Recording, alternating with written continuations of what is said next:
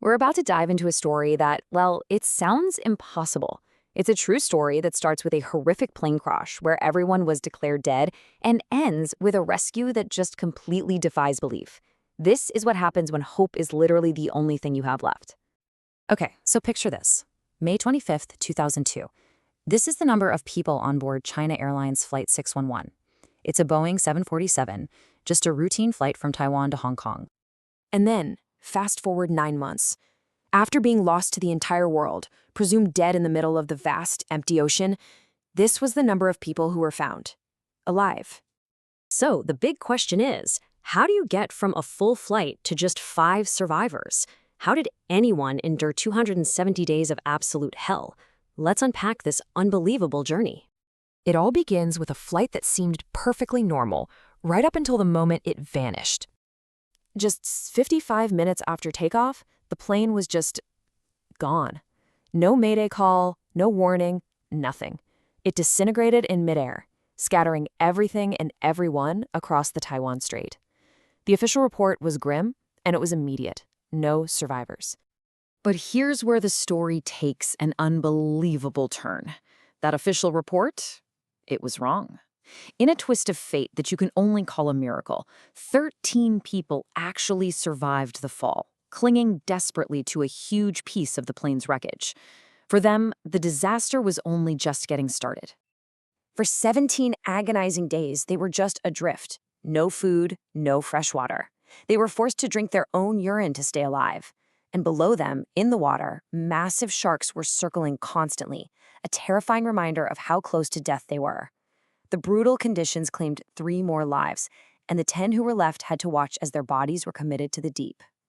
Then, on the morning of their 17th day adrift, they spotted something in the distance. It wasn't a rescue ship, but to them, floating in that water, it looked like salvation.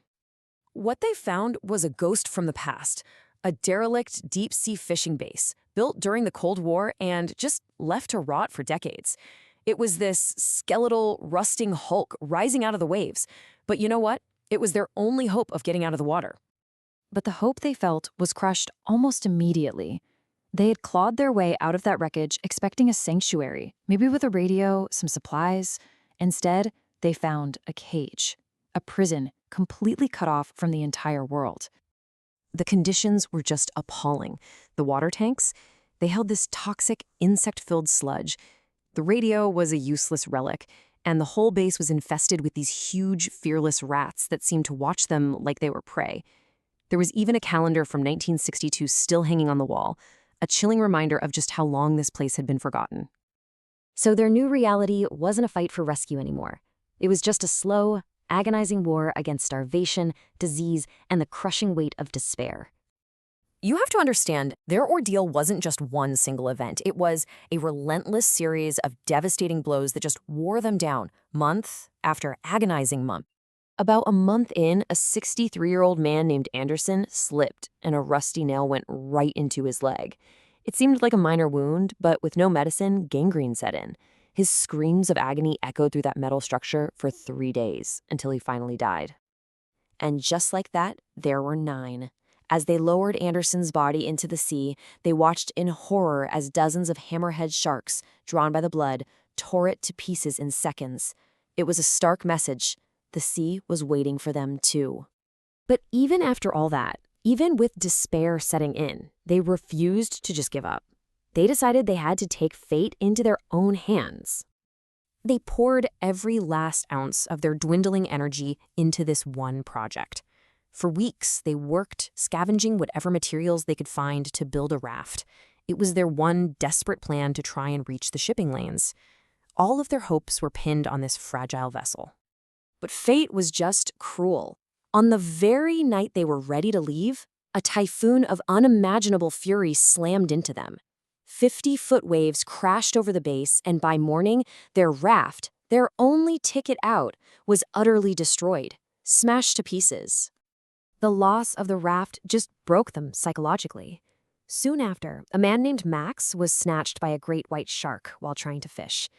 Then Tony, his mind just shattered by the hunger and the horror, simply vanished one night. Probably just walked into the sea. Then another, Matthew, died after slipping and hitting his head. Their tiny group was shrinking, one by one. After 9 long months, only 5 survivors were left. They were basically walking skeletons, barely clinging to life, when one of them, Jack, found something inside a rusted old emergency box. Inside, he found something that seemed impossible, a flare gun. But it was a double-edged miracle because there was only one flare left. This was it. One shot, one chance. If it failed, if the gun misfired, if no one saw it, their story would end right here in this forgotten corner of the world. All 9 months of suffering, everything they had been through, it all came down to this single moment. Days later, one of them, Kate, spotted a tiny speck high in the sky, a cargo plane.